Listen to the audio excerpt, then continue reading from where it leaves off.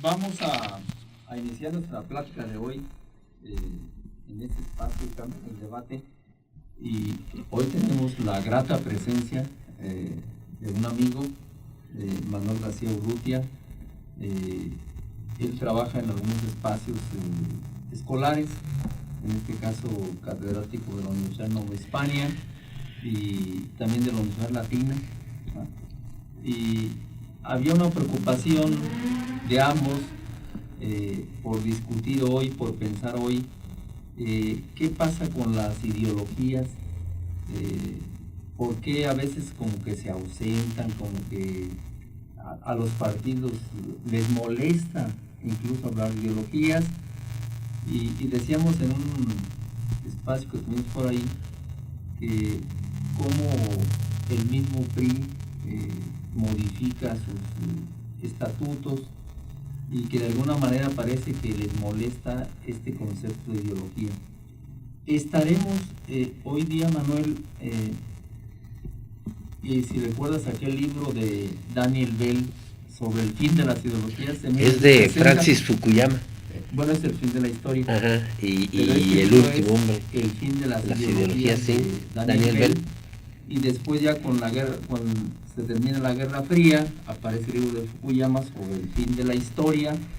Y hoy quisiéramos que nos platicaras, ¿estaremos asistiendo al fin de las ideologías o esto se convierte también en una intencionalidad para hacerlas a un lado y que vayamos como a un pragmatismo donde todo vale? ¿Estaríamos hablando de eso, ¿no?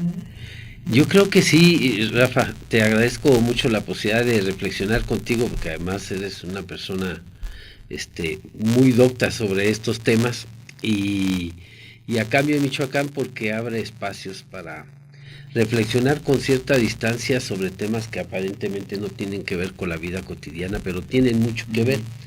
Y lo que tú decías sobre el fin de las ideologías tiene que ver precisamente con el acto o la 21 Asamblea Nacional del Partido Revolucionario Institucional, que se celebraba a propósito de los 84 años que ya tiene este partido desde que se creó, y que fue realmente allanar el camino, cambiando los documentos básicos del partido, donde básicamente se establecen tres cuestiones que son de conocimiento de la gente porque fueron difundidos ampliamente en los medios. Uno, que era facilitar el camino para la privatización de Pemex. Esto que, como tú dices, ya es un juego de palabras, no se dice privatizar, sino se dice aceptar inversión privada en petróleos mexicanos, ¿no? Que es, bueno, si dicen que sí, parece pato, grazna como pato, camina como pato, es un pato, ¿no? Pero bueno, dicen admitir inversión privada en Pemex. Se abre el paso para gravar el IVA en alimentos y medicinas. Y algo que quizás sea un asunto menor, pero que es un asunto muy importante, que es la incorporación del Ejecutivo a órganos de gobierno, al comité político y a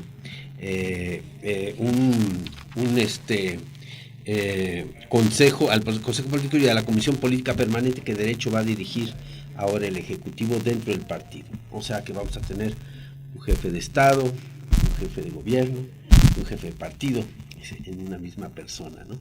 Esto de la sana distancia que se había predicado en la época de Zedillo, se rompe totalmente, y lo dijo claramente el presidente del PRI, César Camacho, en el sentido de que el partido está para servirle al Ejecutivo y a su proyecto. Y el discurso del presidente Peña Nieto fue precisamente en el sentido que tú decías: nada es intocable y vamos, a movernos de manera pragmática, ¿no? Y cuando el pragmatismo le gana precisamente a las ideas, ¿no?, lo que tenemos es un rumbo sin rumbo, y tenemos, como tú dices, no hay proyecto, ¿no?, porque finalmente se va a mover las cosas de acuerdo a la utilidad. Finalmente el pragmatismo es eso, se mueve y solo importan aquellas cosas que son útiles, ¿no? Pero no nos dicen para quién. O sea, ese es el problema. Entonces, yo creo que en ese contexto es claramente percibido por la gente que tiene más o menos ideas sobre estos temas, que el Partido de Revolución Institucional abandona su proyecto histórico, su idea de sociedad, para moverse de acuerdo a las circunstancias y solo ir, tomando aquellas cosas que le sirvan supuestamente a una utilidad, que discursos muy amplios se diría, para México, ¿no? Pero habría que ver para qué sectores, para qué sentido. Y en esta idea de mover y transformar a México, también ayer hubo un discurso por los 100 días de Peña Nieto, en el sentido de vamos a transformar México, vamos a mover a México, pero nadie nos dice para dónde, ¿no? Con quién se establece para dónde, ¿no? Y cuando vemos cómo se legitiman estos acuerdos, los vemos de manera muy corporativa otra vez, el Pacto por México, y no porque a este país no le hagan falta acuerdos, vemos que es un pacto generado de manera corporativa, ¿no? 3 personas salen en la tele o 4 y nos dicen que firman un pacto por México, ¿no? Y después se van adhiriendo sectores, ¿no? Señores que representan dizque a los empresarios, dizque a los sindicatos, nos dicen que se suman a un pacto, ¿no? Y la sociedad está ajena a todo esto, ¿no? O sea, estos pactos que supuestamente debieran dar dirección a esta política pragmática, nos damos cuenta que no tienen ningún contenido real, ¿no? Por ejemplo, son partidos de izquierda, los que se llaman partidos de izquierda, que tienen registro, ellos creen que el Pacto por México, cuando hablan de reformar la industria petrolera, pues ellos tienen una idea diferente de lo que está pensando el gobierno. Entonces el Pacto por México no dice absolutamente nada, o sea, si me explico, no está lleno de contenido. El chiste es que ellos se van a dar cuenta también que por su posición pragmática, ¿no?, están abandonando elementos que tienen que ver con su idea y su propuesta de sociedad. O sea, entonces, esto que tú dices, si estamos viviendo el fin de las ideologías, acabamos de empezar y el referente y el pretexto es precisamente los cambios que está habiendo en el Partido Revolucionario Institucional, que finalmente son cambios que consolidan el mismo proyecto. O sea, esto de nuevo no tiene nada, ¿no? Lo vemos con la incorporación ya clara del Ejecutivo en las decisiones del partido, y además en la manera en que el gobierno está legitimando sus propias políticas públicas de manera corporativa, que eso es viejo, pues, es volver a espacios ya supuestamente superados. Pero además estamos viendo que los otros partidos que consideramos de derecha o de izquierda, como puede ser el Partido de Acción Nacional o el Partido de la Revolución Democrática, también han abandonado mucho su ideología, su proyecto de sociedad, porque buscan acercarse a una posición que los lleve a tener acuerdos de manera muy pragmática, ¿no?, sacrificando su propia idea y sus propios valores y su sentido histórico, ¿no? Esto que dices, Manuel, es muy importante, porque si estamos hoy día pensando o creyendo que las ideologías no son necesarias, y lo que tú mencionas de ese pacto que algunos llaman pactocracia, no habrá una intención de homogeneidad, de que se diluya esa izquierda en esta pactocracia, y que no haya una distinción, y que si entendemos a las ideologías como ese conjunto de ideas, de creencias, que de alguna manera uno asume una postura frente al mundo, frente a la realidad. Y yo recuerdo al maestro Sánchez Vázquez, que me dio clase en la UNAM, decía que la ideología de alguna manera nos ayuda a unos para dejar el mundo como está, a otros para transformarlo, y en ese sentido, y a otros para restaurar. La pactocracia no nos llevaría a una posición de un nuevo autoritarismo, una concentración de aquello que creíamos que habíamos terminado con el presidencialismo. ¿No nos llevaría a esa parte? Mira, tú eres filósofo, y qué bueno que hablabas de Eduardo Sánchez Vázquez, porque, o sea, debemos recordar que el pragmatismo es una ideología. Claro. O sea, no estamos hablando del fin de ideologías, sino que estamos viendo cómo nos suman a una sola ideología, ¿no? Que hay que movernos de manera pragmática para valorar la utilidad de de las circunstancias de acuerdo a una situación concreta. Como resultados, ¿no? Exacto, ¿no? O sea, el pragmatismo no solo tiene que ver con lo práctico, tiene que ver con cómo valoramos la utilidad de las cosas, ¿no? O sea, cómo nos son útiles. Es una posición muy subjetiva, ¿sí? Y el problema de esta ideología es que tú bien lo decías, no repara en fines y a fin de cuentas nos lleva o nos conduce hacia aquel que tiene el discurso o maneja el discurso del pragmatismo. O sea, parece que no vamos a ningún lado, solo vamos a tomar de la vida aquellas cosas que no son útiles, ¿no? Pero otra vez pregunto, ¿útiles para quién? ¿No? ¿Para quién? ¿Para quién vamos a grabar IVAs y medicinas? ¿Nos vamos a creer el discurso que es para atender los programas de los pobres? Cuando vamos a ver programas clientelares que van a servir para ganar votos en los sectores marginados. O vamos a ver la privatización de Pemex para favorecer intereses de capitales estadounidenses, españoles, de otros países que tienen y han tenido siempre intereses de participar en la industria petrolera, porque hay presiones del Fondo Monetario, porque la OCDE dice que por ahí hay que movernos. Entonces, el pragmatismo, ¿quién lo maneja? Pues, o sea, ¿qué es ser útil para quién, ¿no?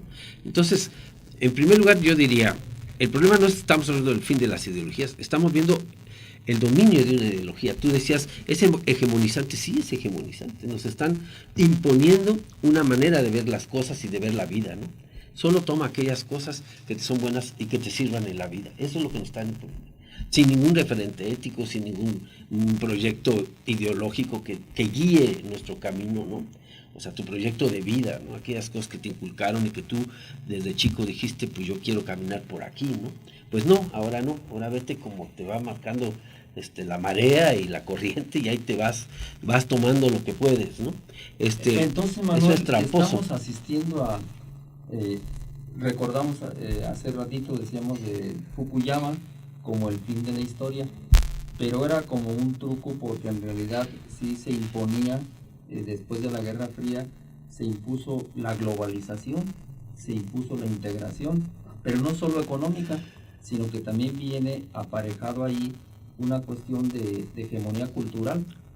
Y entonces, es cierto, no estamos ante el fin de las ideologías, sino estamos ante la aparición de nuevas ideologías con fines distintos, en donde lo que está en peligro es lo público.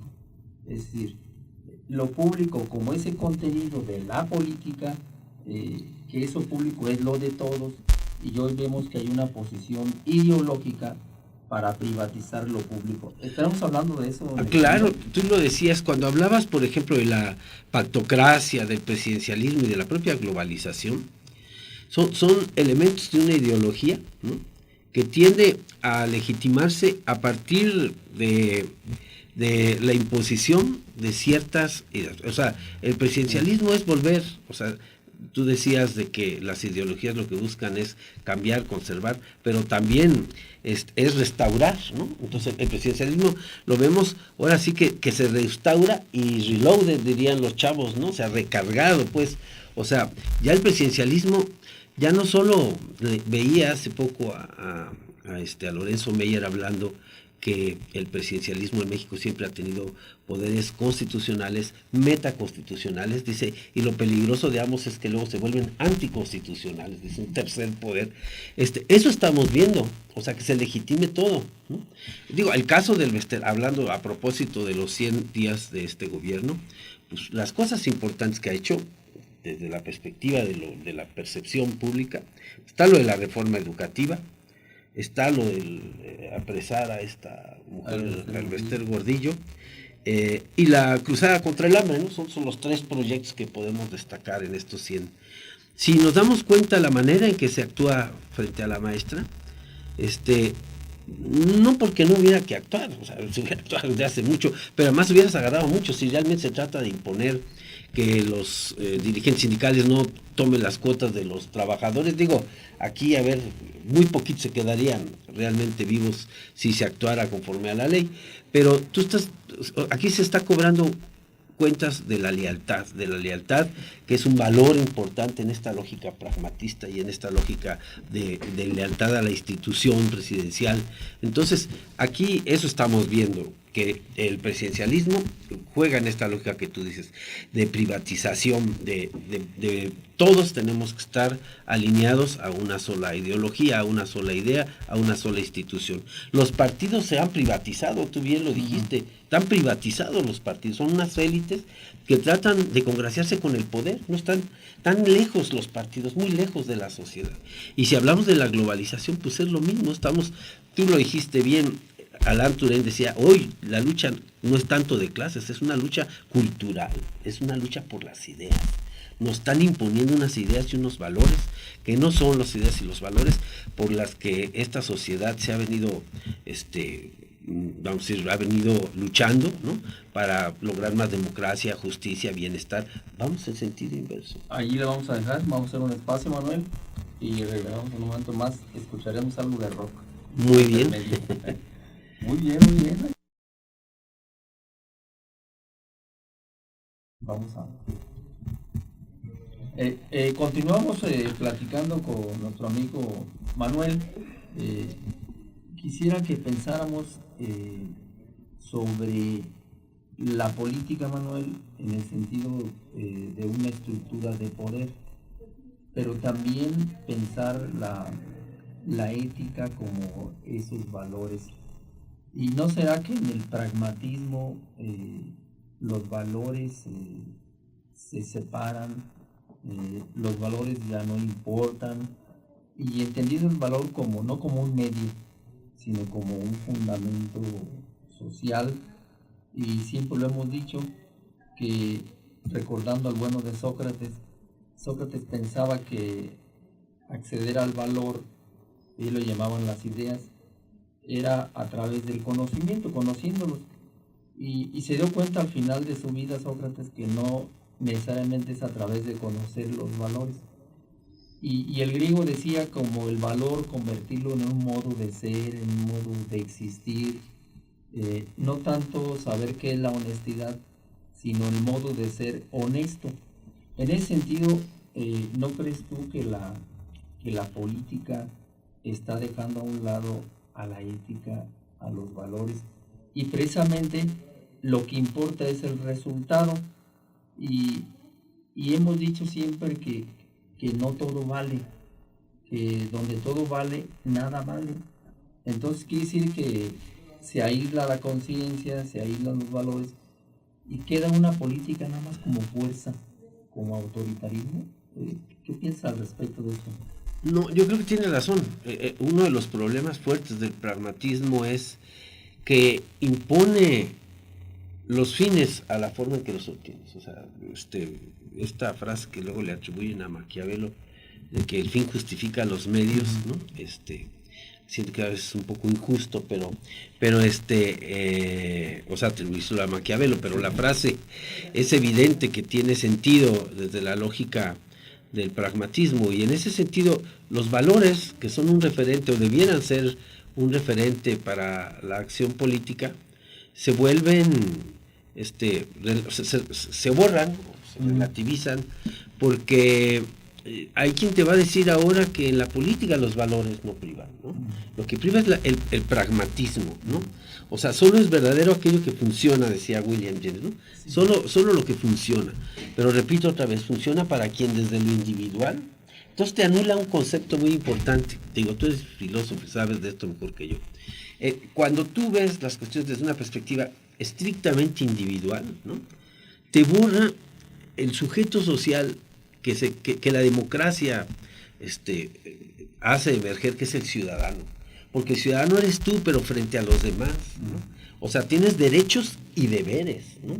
O sea, es el individuo. Entonces, tú no puedes actuar frente a la sociedad, ya sea como político o como simple persona que vive en una sociedad, de manera pragmática. Tienes que responder a valores, tienes que responder a deberes, ¿no? Y entonces, cuando tú, repito, impones el pragmatismo, acabas con el sujeto social de la democracia, con el ciudadano, porque lo conviertes en un consumidor de cosas útiles, En un instrumento, lo dices bien. Entonces, aquí creo que sí es importante revalorar la idea de que la política siempre va acompañada de un deber ser, ¿no? O sea, sí, la política te resuelve problemas de convivencia, te resuelve problemas, como tú dices, de distribución del poder, pero desde una lógica, o sea, que tiene que tener ciertos referentes, la justicia, ¿no? La participación, el diálogo, ¿no? Elementos que hacen democrática esa relación. Entonces, cuando ves pragmático, la democracia entonces vuelve un medio, pero un medio mediamente instrumental, como tú decías, ¿no? Una democracia procedimental. Totalmente, ¿no? Totalmente, para eso sirve. Y una democracia así hoy está anulada por la globalización. Por ejemplo, el problema de la globalización es que las decisiones que se toman ya no lo toman por las personas que votan, sino la toman poderes fácticos, poderes extraterritoriales, el Fondo Monetario, la OCDE. Ellos están diciendo lo que tienes que hacer. Y entonces, si tu actuación es pragmática, tú ya no cuestionas esto, ¿no? Tú dices, pues esto es lo que nos dicen que es lo que nos conviene, y entonces es lo que hay que hacer. Entonces, ya vamos a decir, la idea de que seas ciudadano es que también participes, seas corresponsable. Pues te anulan esa posibilidad de ser corresponsable, de ser gente que participe en las decisiones. Y entonces, ¿cómo incorporar, digamos, una política, pues, sin esos límites del deber ser que tú dices, de la ética, de la responsabilidad, quedaría solamente como una fuerza ciega, que es lo que estamos observando? Pero también la otra parte, una ética que se quedara en la cuestión moral, sería como una ilusión vacía. ¿Cómo entonces articular estos dos componentes de la política y la ética? ¿Qué contenido le pondrías tú para que se articulen? Yo he entendido a la política, sí, como una estructura de poder, pero también como principios. Y hoy vemos que los partidos políticos se van alejando de los principios, de esos fundamentos orientadores de la acción, de fines en el que se incluye, pues, un proyecto de una sociedad distinta a esta, otro mundo posible, cómo rechazar una realidad que ya está significada y que hoy muchos ciudadanos queremos significarla de otra manera. ¿Cómo encontrar esos dos componentes? Tú lo dijiste de manera muy clara. Cuando participas en política, y sobre todo lo que significan los partidos, que en una democracia liberal como la que vivimos, pues los partidos son las instituciones a través de las cuales arribas a puestos de representación. Y para que la política tenga contenido, como tú lo dices, tú lo que necesitas es un proyecto, necesitas ideas, ideología, ¿no? O sea, la ideología es un sistema, pero también es un programa, ¿no? O sea, la ideología te ayuda para que tú puedas analizar de manera crítica la realidad, pero también te ayuda para que tú construyas una alternativa diferente, ¿no? Todos los partidos enarbolan esas sociedades diferentes, ¿no? Por eso son diferentes ofertas. ¿Qué caso tendría que hubiera el PAN, el PRI o el PRD? Entonces mejor que haya un partido único, si todos van a pensar lo mismo. ¿Vamos hacia allá? No, estamos yendo al revés. Estamos yendo en esta lógica. ¿Al partido único? Estamos yendo al pensamiento único. Que es, mira, algo que dices muy importante sobre que a veces discutimos en clase con los alumnos, ¿no? Yo les digo, el centro político no existe como ideología, existe como posición. O sea, los partidos se mueven hacia el centro por cuestiones mediáticas, de percepción, de conseguir un núcleo más importante de electores o de atraer más adeptos con posiciones moderadas, ¿no? Entonces se mueven hacia el centro. Pero el centro no es una ideología, ¿sí? El centro es una construcción, es un discurso, ¿no? Pero es claro que cuando tú hablas de que los partidos tienen que ligar la política con valores, con ética, estamos hablando cuál es su propuesta de sociedad, ¿no?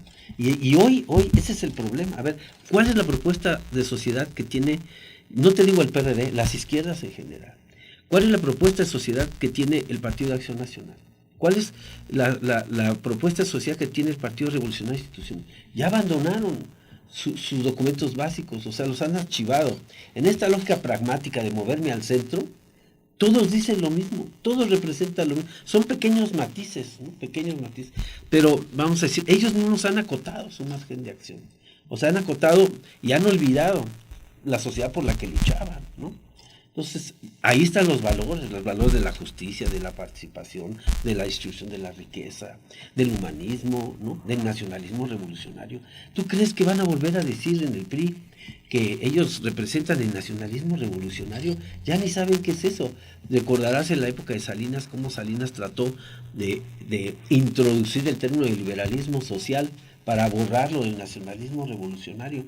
O sea, al PRI se le olvidó su asamblea 14, su asamblea 16, su asamblea 18. O sea, donde ahí los militantes tenían posibilidad de pugnar frente a estos intereses de los presidentes, de imbuir adentro de su partido, de su organización,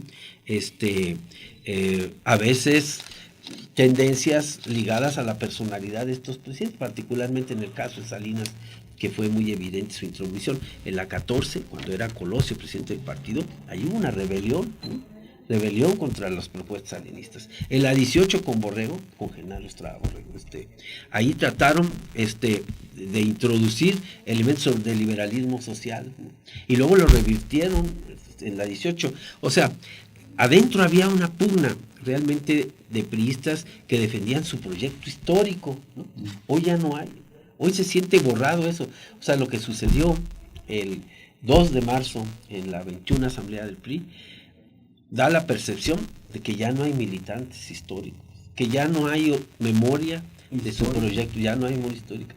Y en esto se pierde el sentido de los valores. O sea, ¿dónde están los valores en las propuestas de los partidos? En su idea de sociedad, en su proyecto de sociedad. Por eso votamos, Rafa. Si no, ¿por qué votamos por un partido o por otro? Votamos no solo porque nos hagan una propuesta inmediata de lo que van a hacer en el Congreso, que nunca lo hacen, sino realmente votamos porque atrás se supone que hay un proyecto, una idea de sociedad, ¿no? Y ahí están los valores incorporados.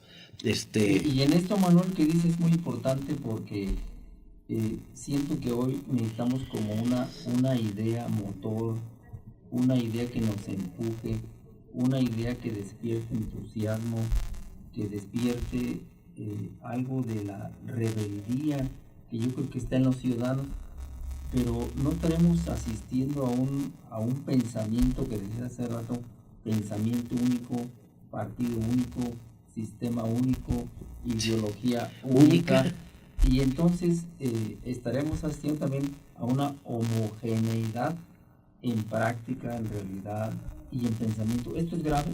Pues sí, y además los medios juegan un papel importantísimo para ir imponiendo. Claro que es gravísimo. Te voy a decir nada más por qué. Porque es antinatura. La sociedad es plural, es diversa, ¿no?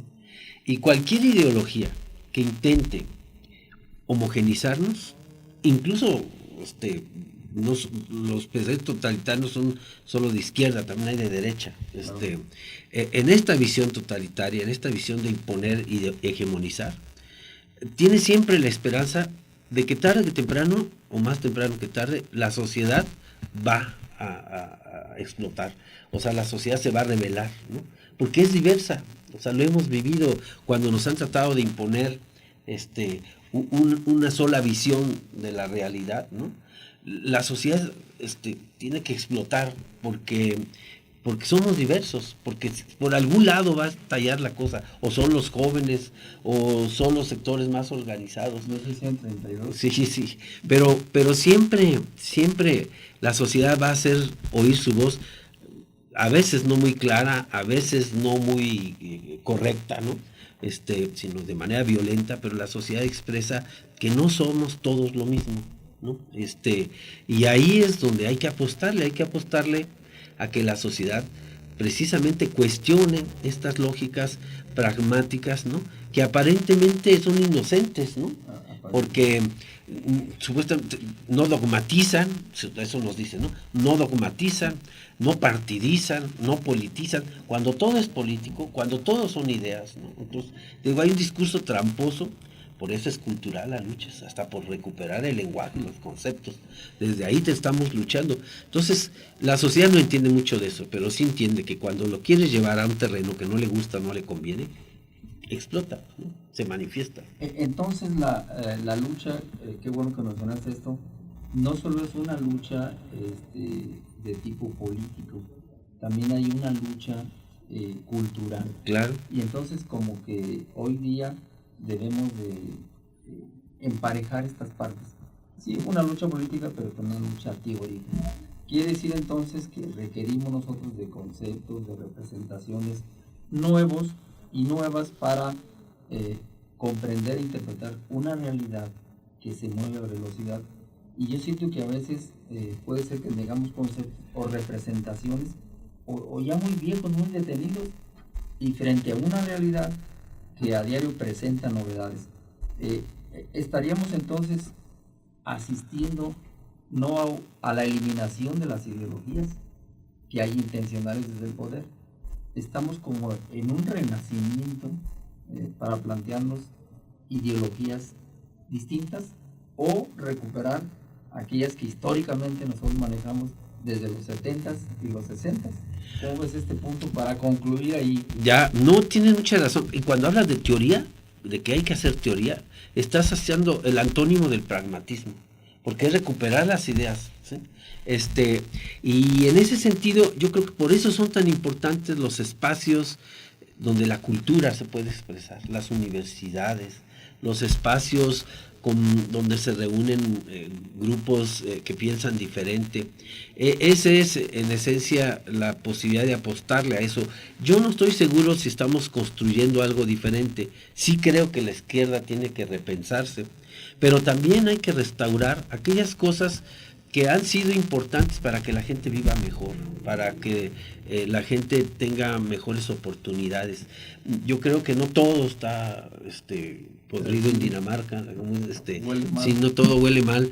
Yo creo que hay cosas que nos han hecho pensar que huelen mal, pero que hay que recuperar los derechos de educación, de salud, vivienda, alimentación, educación. Son derechos mínimos fundamentales que no podemos claudicar en esta lógica de una promesa que nos venden de que va a ser mejor cuando no sabemos. Tenemos 30 años con políticas que venden unos espejitos, no esto que llamamos políticas neoliberales, y tenemos que entonces empezar a destapar esta discusión en los espacios donde la sociedad se puede mover, donde la pluralidad permea mucho en los espacios de las universidades, para que se discutan las ideas y, como tú dices, se retome y se recupere aquellas cosas que deben ser recuperadas y también se construyan cosas nuevas ante una realidad diferente, pero ligando la cuestión, sin dejar de lado las propuestas éticas, los valores, que hoy una democracia todavía imperfecta, pero la democracia tiene valores muy recuperables, el diálogo, la participación, la igualdad, la libertad. Hay elementos para que tú puedas construir más allá de una lógica pragmática, ¿no? Donde tengas referentes claros para construir tu proyecto, tu idea de sociedad. Muy bien, Manuel.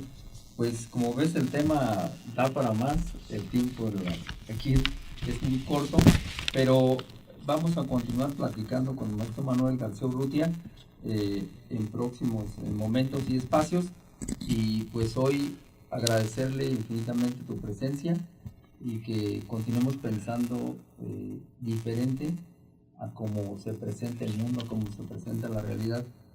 Y quisiera concluir pensando en una filosofía que propone Maestro Sánchez Vázquez, en donde se hace necesario una crítica de lo que existe, un proyecto nuevo de sociedad y también el conocimiento sobre la realidad, pero al mismo tiempo pensar que podemos cambiar, que podemos transformar y que no perdamos este eje fundamental. Ya, eso dice Peña Nieto, que hay que transformar, pero hay que darle sentido a la transformación. ¿Hacia dónde? Y en eso, y que participemos todos para que no nos lo impongan.